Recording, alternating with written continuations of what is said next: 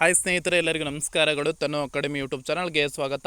ಸ್ನೇಹಿತರೆ, ನಮ್ಮ ಚಾನಲ್ಗೆ ಹೊಸವರ್ಸಾಗಿದ್ದರೆ ದಯವಿಟ್ಟು ಸಬ್ಸ್ಕ್ರೈಬ್ ಮಾಡ್ಕೊಂಡು ಸಪೋರ್ಟ್ ಮಾಡಿ. ಹಾಗೆ ಮುಂದಿನ ದಿನಗಳಲ್ಲೂ ಕೂಡ ಎಲ್ಲ ತರಹದ ಎಜುಕೇಷನಲ್ ಮತ್ತು ಕಾಂಪಿಟೇಟಿವ್ ಎಕ್ಸಾಮ್ಸ್ಗೆ ಸಂಬಂಧಪಟ್ಟ ಮಾಹಿತಿ ಮತ್ತು ತರಗತಿಗಳನ್ನು ನೀಡ್ತಾ ಇರ್ತೀವಿ. ಸಬ್ಸ್ಕ್ರೈಬ್ ಮಾಡಿ. ಅದರ ಜೊತೆಗೆ ಪಕ್ಕದಲ್ಲಿ ಕಾಣಿಸುವಂತಹ ಬೆಲ್ಲೈಕನ್ ಮೇಲೆ ಕ್ಲಿಕ್ ಮಾಡಿ ಅಲ್ಲಿ ಆಲ್ ಅನ್ನೋದನ್ನು ಸೆಲೆಕ್ಟ್ ಮಾಡ್ಕೋಬೇಕು. ಆಗ ಮಾತ್ರ ನಾವು ಹಾಕುವಂಥ ವಿಡಿಯೋಸ್ ಏನಿದಾವೆ ನಿಮಗೆ ನೋಟಿಫಿಕೇಶನ್ ಮುಖಾಂತರ ತಲುಪುತ್ತೆ.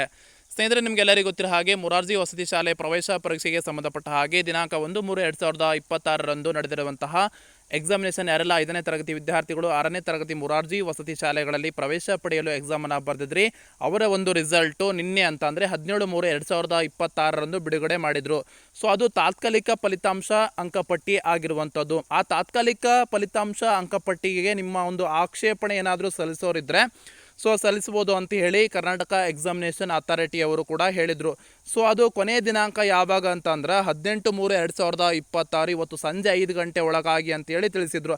ಆದರೆ ಲಿಂಕು ಆಕ್ಟಿವೇಟ್ ಆಗಿರಲಿಲ್ಲ. ಸೊ ಲಿಂಕ್ ನಿನ್ನೆ ಬಿಟ್ಟಿರಲಿಲ್ಲ. ಸೊ ಇಲ್ಲಿ ಬಿಟ್ಟಿದ್ದಾರಾ ಏನು ಎಂಬುದರ ಬಗ್ಗೆ ತಿಳಿಸ್ಕೊಡ್ತೀನಿ ನೋಡಿ.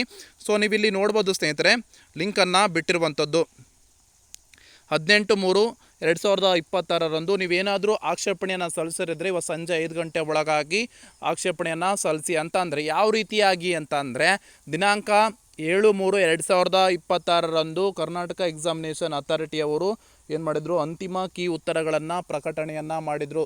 ಸೊ ಆ ಅಂತಿಮ ಕೀ ಉತ್ತರಗಳನ್ನು ತೆಗೆದುಕೊಂಡು ನಿಮ್ಮ ಸ್ಕೋರನ್ನು ಚೆಕ್ ಮಾಡಿಕೊಂಡು ಸ್ಕೋರ್ ಏನಾದರೂ ವೇರಿಯೇಷನ್ ಆಗದಿದ್ದ ಮಾತ್ರಲ್ಲಿ ಸೊ ನೀವು ಸೂಕ್ತ ದಾಖಲಾತಿಗಳೊಂದಿಗೆ ಏನು ಮಾಡಬೇಕಂದ್ರೆ ಸಬ್ಮಿಟ್ ಮಾಡಬೇಕಾಗ್ತದೆ.